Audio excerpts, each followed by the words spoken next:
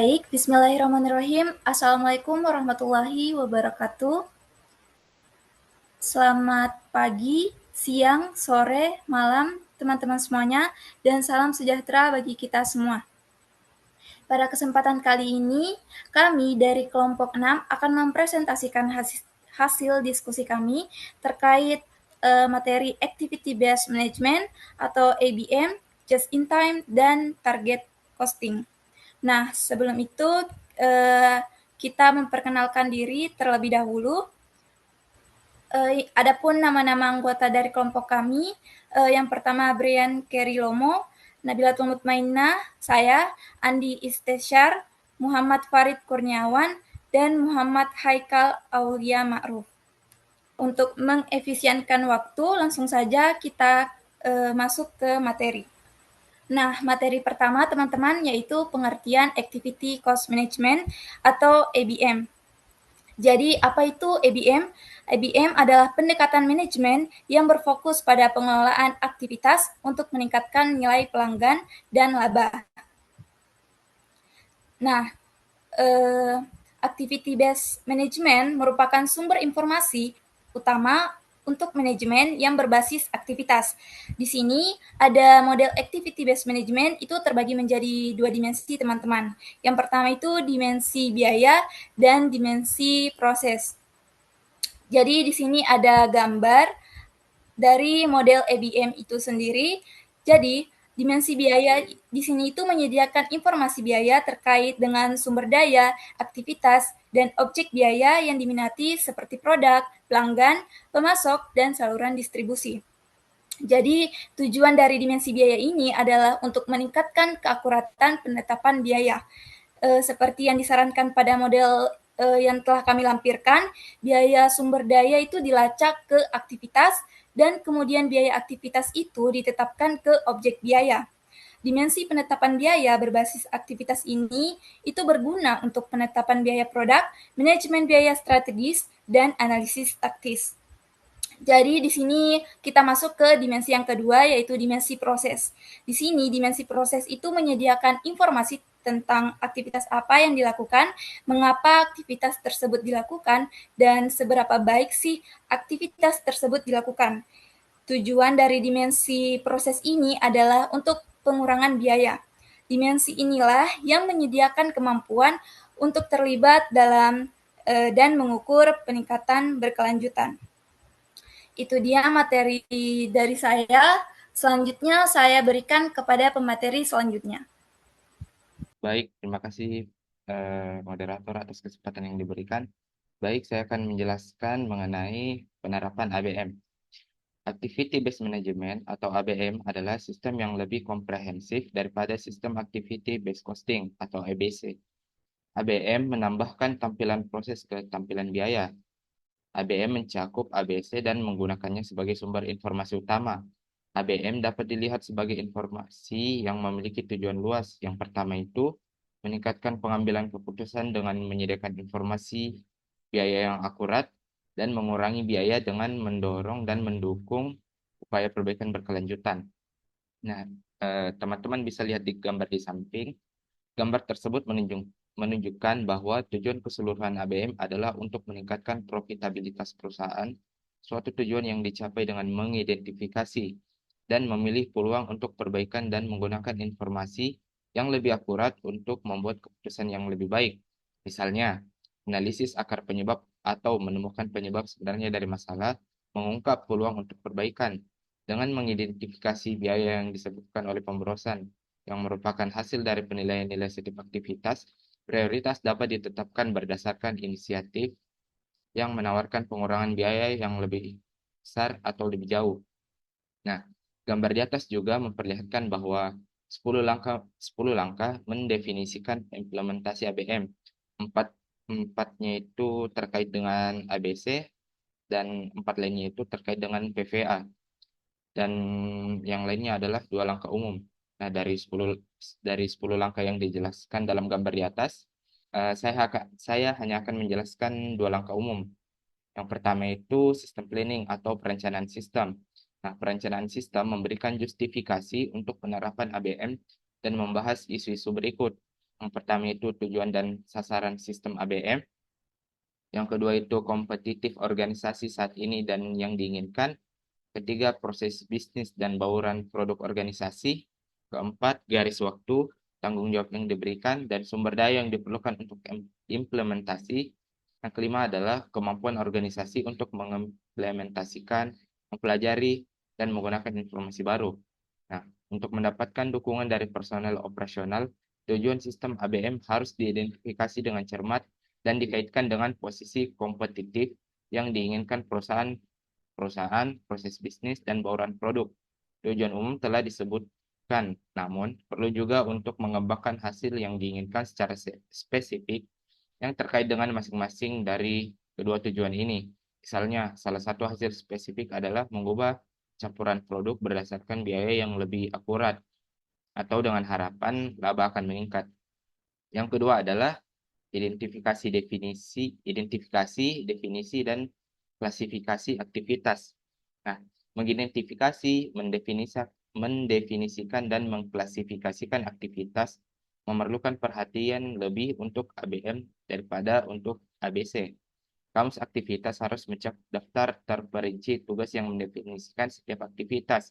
Mengetahui tugas yang mendefinisikan suatu aktivitas dapat sangat membantu untuk meningkatkan efisiensi aktivitas bernilai tambah. Klasifikasi aktivitas juga memungkinkan ABM untuk terhubung dengan inisiatif perbaikan berkelanjutan lainnya seperti produk just in time, manajemen total quality management, dan manajemen biaya lingkungan total.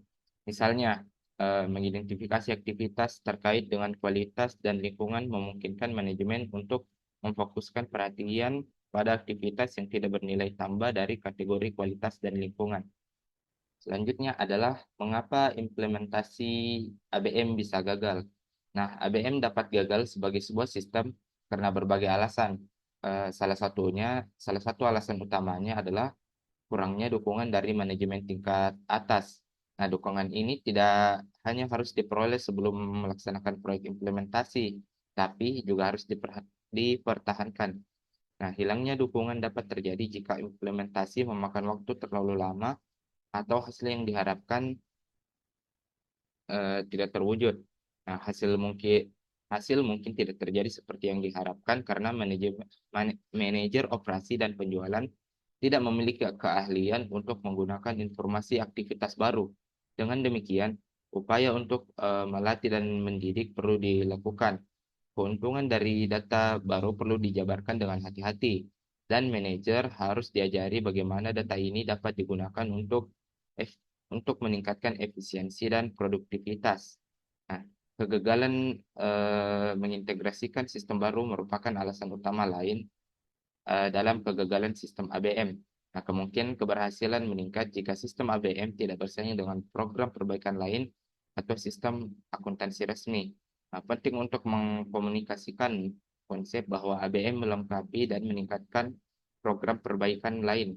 Selain itu, penting bahwa ABM diintegrasikan ke titik di mana hasil penghitungan biaya aktivitas tidak bersaing langsung dengan angka akuntansi tradisional.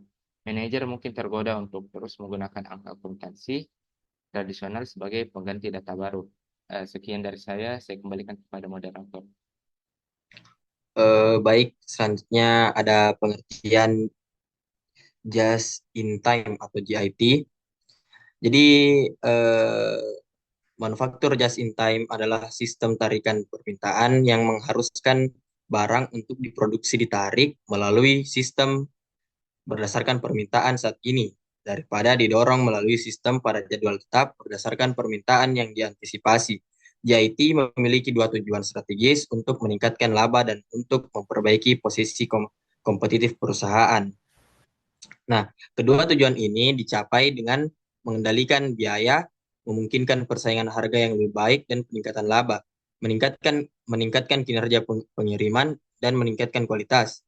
JIT menawarkan peningkatan efisiensi biaya dan secara bersamaan memiliki fleksibilitas untuk menanggapi tuntutan pelanggan akan kualitas yang lebih baik dan lebih banyak variasi.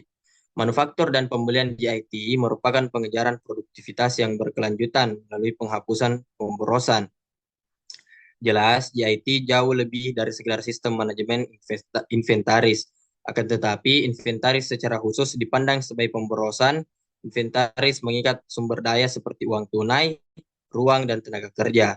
Inventaris juga membunyikan inefisiensi dalam produksi dan meningkatkan kompleksitas sistem informasi perusahaan. Jadi, meskipun JIT berfokus pada lebih dari sekedar manajemen inventaris, pengendalian inventaris merupakan manfaat tambahan yang penting. Next. Nah, jadi di sini ada fitur dasar JIT. Yang pertama ada tata letak pabrik, yang kedua ada pengelompokan dan pemberdayaan karyawan, yang ketiga pengendalian mutu total, serta yang keempat ada ketertelusuran biaya overhead. Nah, yang pertama itu tata letak pabrik. Jenis dan efisiensi tata letak pabrik dikelola secara berbeda dalam produksi JIT. Dalam produksi batch dan pekerjaan tradisional, produk dipindahkan dari satu kelompok mesin yang identik ke kelompok mesin lainnya. Biasanya mesin dengan fungsi yang identik ditempatkan bersama di suatu area yang disebut sebagai departemen atau proses. Pekerja yang mengkhususkan diri dalam pengoperasian mesin tertentu ditempatkan di setiap departemen. JIT mengganti tata letak pabrik tradisional ini dengan pola sel-sel manufaktur. Sel-sel manufaktur berisi mesin-mesin yang dikelompokkan dalam keluarga, biasanya dalam bentuk setengah lingkaran. Jadi mesin-mesin tersebut diatur sedemikian rupa sehingga dapat digunakan untuk melakukan berbagai operasi secara berurutan. Setiap sel disiapkan untuk memproduksi produk atau keluarga produk tertentu. Produk-produk dipindahkan dari satu mesin ke mesin lainnya dari awal hingga akhir. Setiap sel manufaktur pada dasarnya adalah pabrik mini, dan sel-sel tersebut sering disebut sebagai pabrik dalam pabrik. Seperti teman-teman bisa lihat gambar yang ada di PowerPoint. Jadi yang di atas itu traditional manufacturing layout, yang di bawah ini JIT manufacturing layout. Nah, kemudian yang kedua, pengelompokan dan pemberdayaan karyawan. Perbedaan struktural utama lainnya antara JIT dan organisasi tradisional berkaitan dengan pengelompokan dan tanggung jawab karyawan. Seperti yang baru saja ditunjukkan, setiap sel dipandang sebagai pabrik mini. Jadi setiap sel memerlukan akses mudah dan cepat ke layanan pendukung, yang berarti bahwa departemen layanan terpusat harus diperkecil dan personelnya ditugaskan kembali untuk bekerja langsung dengan sel manufaktur. Akibatnya personel layanan seperti teknisi manufaktur dan kualitas sering ditugaskan ke sel. Pelatihan pekerja sel untuk melakukan beberapa tugas juga memiliki efek relokasi layanan pendukung untuk sel.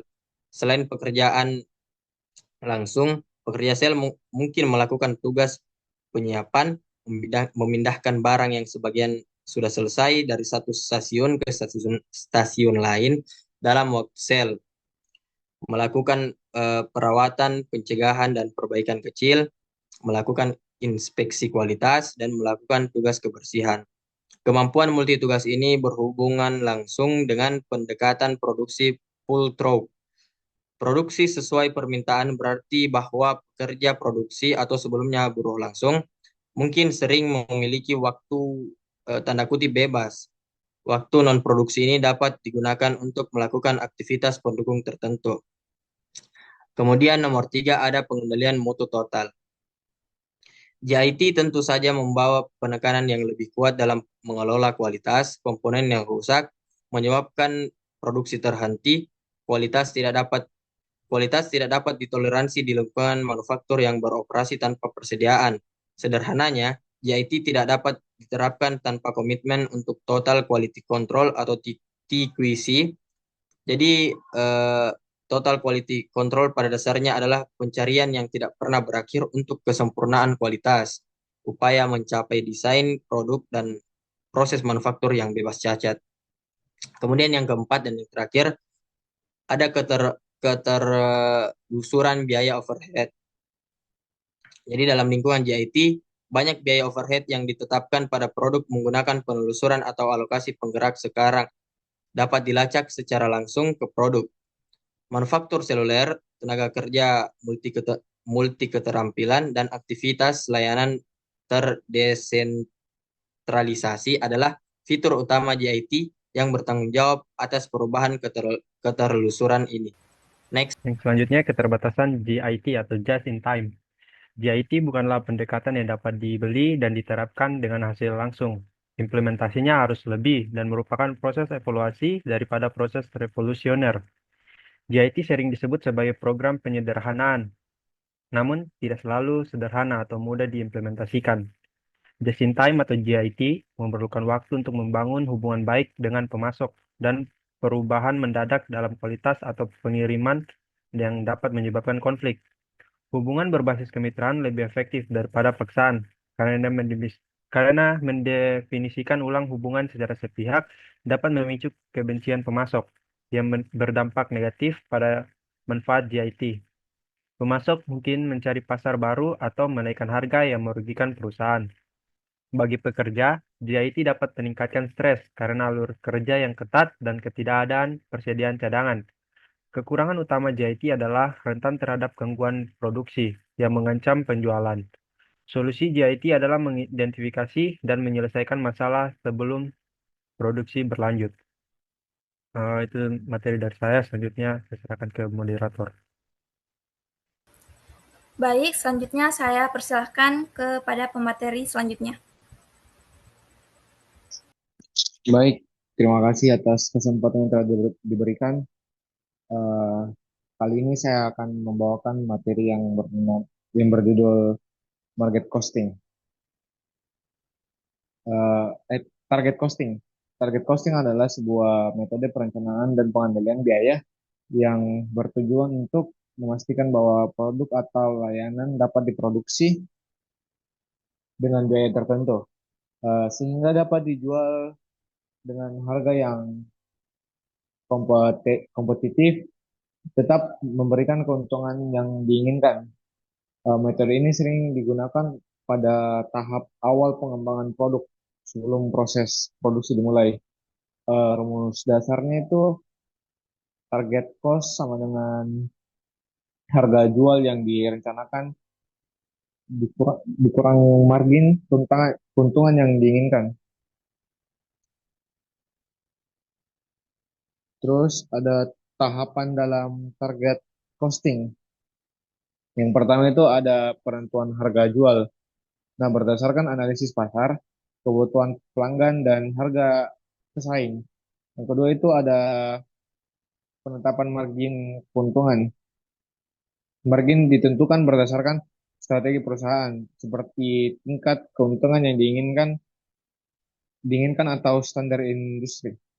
Terus yang ketiga itu ada perhitungan target cost.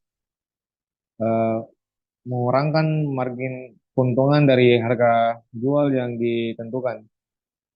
Yang keempat ada desain produk. Desain produk itu merancang produk agar dapat diproduksi dalam target cost tanpa mengurangi kualitas, fungsionalitas, atau nilai bagi pelanggan. Nah, yang terakhir itu ada implementasi dan evaluasi. Eh, Implementasi dan evaluasi itu memastikan bahwa proses produksi, bahan baku, dan teknologi yang digunakan sesuai dengan target cost. Terus next. Nah, berikut ada manfaat target costing. Berikut ada 4 juga poinnya. Yang pertama itu ada pengendalian biaya efektif. Nah, di sini tuh pengendalian biaya efektif membantu perusahaan mengontrol biaya sejak awal proses desain produk. Terus yang kedua itu ada peningkatan efisiensi. Nah, di sini tuh mendorong kolaborasi lintas departemen untuk menciptakan produk yang efisien. Terus yang ketiga itu ada keunggulan kompetitif. Nah, yang poin ketiga itu memungkinkan perusahaan menawarkan harga yang kompetitif tanpa mengorbankan keuntungan. Dan yang terakhir itu ada fokus pada pelanggan. Nah, itu membantu memastikan produk yang dihasilkan sesuai dengan kebutuhan pelanggan. Sekian dari saya kembalikan kepada moderator. Jadi itu dia pemaparan materi dari kelompok kami terkait apa yang telah kami sampaikan. Mohon dimaafkan. Sekian dan terima kasih. Terima kasih atas perhatian teman-teman semuanya. Wassalamualaikum warahmatullahi wabarakatuh.